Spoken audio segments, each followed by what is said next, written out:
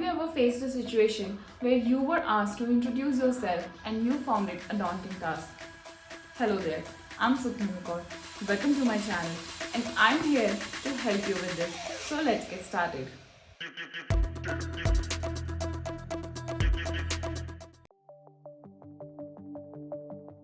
As the saying goes, first impression is the last impression, and this is our chance to create our first impression. And it is actually more important than we think. In this video, I'm going to take you through a 7-point approach which is going to help you make a seamless introduction. So this is particularly a freshers edition, and I'm going to soon be releasing another video for experienced professionals. Also, there is a bonus point in the end of the video which will make you stand out. So grab your pen and paper and let's begin with the video. We'll start with the basic details first. This is the starting point of any introduction. Here you tell your name and some basic information like where you're from, the years you have spent there, or any other information like that. Here is what you can say. Hello, I am Sukhmani Kaur and I'm from Delhi. Another way of saying this can be just a brief introduction. I am Sukhmani Kaur and I have been living in Delhi for last 6 years. You can keep this point very simple or may add up information as and how you like. Next comes educational background. From where you have studied, what you have studied, you start to bridge a gap between your past studies and future employment. So here is what you can say. I recently graduated from Delhi University with a degree in computer science. Alternatively, you can say, I have pursued my bachelor's from Delhi University with my major being computer science. Now it's time to mention your relevant skills and interests. Again, this is very important segment. Here you need to talk about your skills and interests that are relevant to the job. Okay, but there is no limit. You can mention all of them. Just remember, here you are selling yourself, so just be very precise and confident. Also, this may vary job to job. Let's say if you are interviewing for a position of a technical writer, here is what you can say. I have a keen interest in technical writing, which I honed during my studies, and I have also taken several specialized courses to further enhance this skill. In this above example, I have told the examiner that I have acquired a specific skill and I have made an effort to improve it. So this showcased how well suited I am for this position. Now consider another example. If you are applying for a position of software developer, what you can say is, I am passionate about data structures and algorithms. I have implemented those in many of my past projects and now I am eager to apply them in my employment. So here I have portrayed myself as someone who has hands-on experience on creating several projects along with implementing software engineering concepts. So this leaves a very good impression on the other person, interviewer in your case. Now the next point describes why you are here. This point is only applicable if you are joining a new team.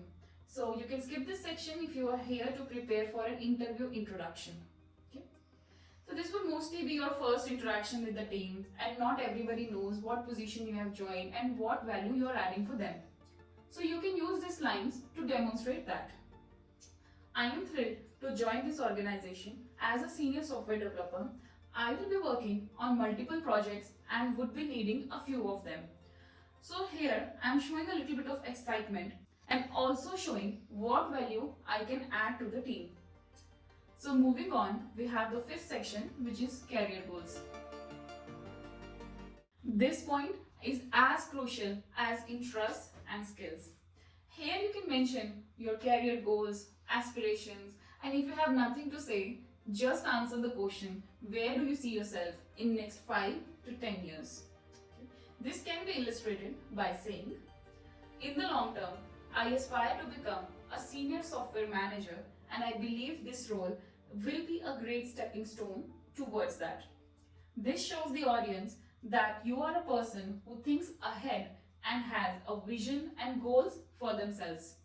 Such traits are desirable and appreciated enough among employees and will also encourage your teammates to think ahead. Moving on to the sixth section, which is teamwork and collaboration.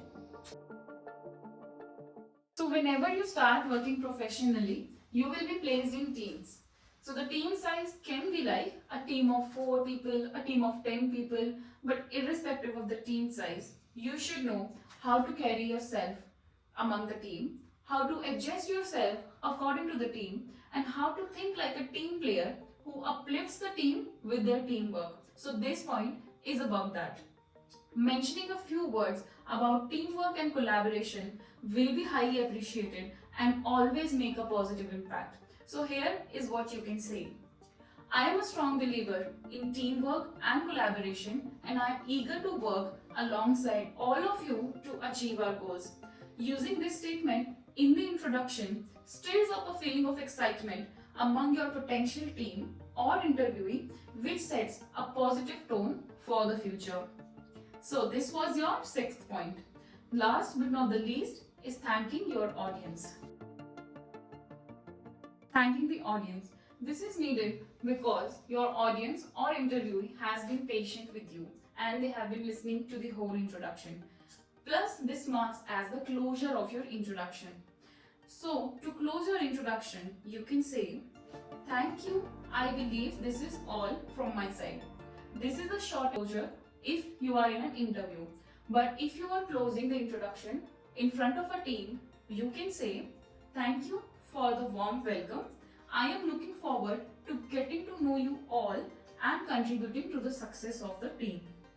So these were the 7-point technique to have a solid, organically flowing introduction which will make a good first impression on your interviewer or the audience.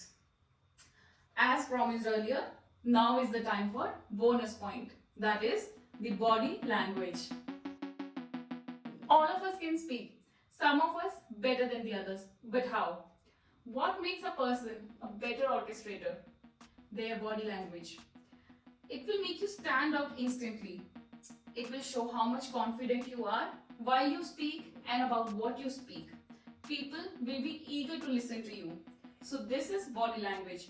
Body language in itself is a huge concept.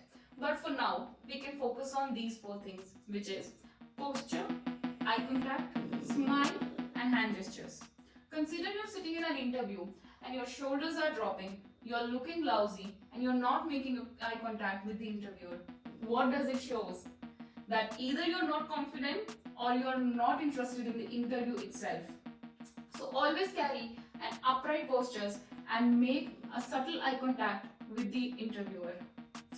Next is smile and hand gestures.